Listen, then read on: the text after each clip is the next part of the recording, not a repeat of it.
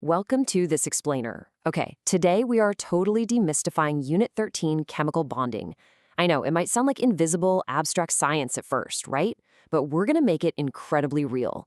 We'll be looking at how the foundational building blocks of our universe interact, connect, and literally hold absolutely everything together.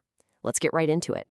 Here is our quick roadmap for today. First up, what exactly is a chemical bond? Then we'll tackle the octet rule, break down the types of bonds, and finally look at oxidation in daily life. Kicking things off with Section 1, what is a chemical bond? I want you to picture a simple, beautifully strung flower garland. Now, those individual flowers, they don't just magically float in midair.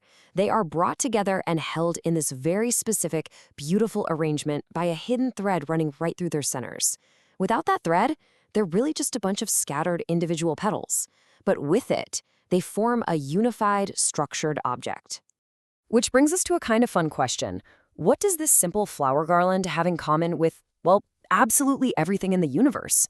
From the device you're using right now, to the water in your glass, to your own biological makeup. I want you to think about that invisible thread holding those flowers together. Because just like those flowers are strung together, individual atoms are strung together to form molecules. Now, with the exception of noble gases, which are essentially the snobs of the periodic table, they totally prefer to be alone, atoms rarely exist independently.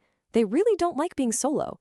Instead, they group together to form molecules, very much like those flowers forming our garland. And that invisible thread, that is a chemical bond. It is the attractive force that joins atoms together within a molecule.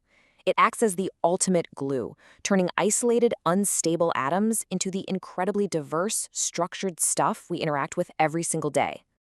Moving right along to Section 2, the octet rule. So the answer to why atoms actually want to bond in the first place, it really all comes down to a single number: 8. Pioneered by early chemists Cussell and Lewis, we now know that achieving an arrangement of exactly 8 outer electrons is the absolute ultimate goal for atomic stability. It is literally the finish line every single atom is racing toward. You see, atoms aren't just bouncing around connecting at random. No way. They are highly motivated. They combine, trade, or share their outer electrons specifically to achieve that stable arrangement of 8. That relentless drive for stability, that constant hunger to reach the magic number 8 is the very engine that creates chemical bonds. It dictates how every element interacts. It's the whole shebang. Which leads us perfectly into Section 3, types of bonds. Because elements have different setups, they achieve this stability in 3 main ways. First up is the ionic bond, where atoms outright transfer electrons. It's like one person just giving a flower away so another person can finish their garland. Then there's the covalent bond, where atoms mutually share electrons so they can reach 8 together.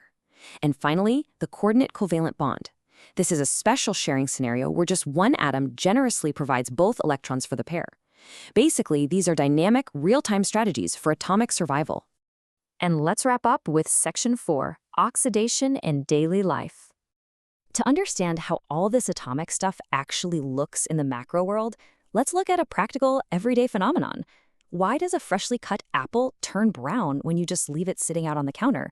Or similarly, why does a piece of iron eventually rust and flake away when it's left outside in the elements? Well, the culprit is oxidation.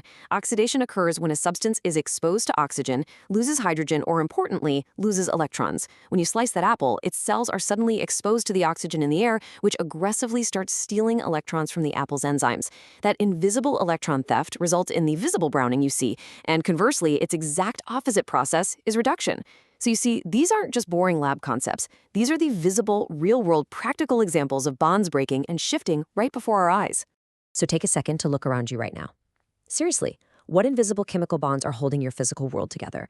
From the screen you're watching this on, to the desk you're sitting at, to the actual air filling your lungs, it is all just one intricate, microscopic flower garland held together by the relentless pursuit of atomic stability. Keep looking for those invisible threads and stay curious.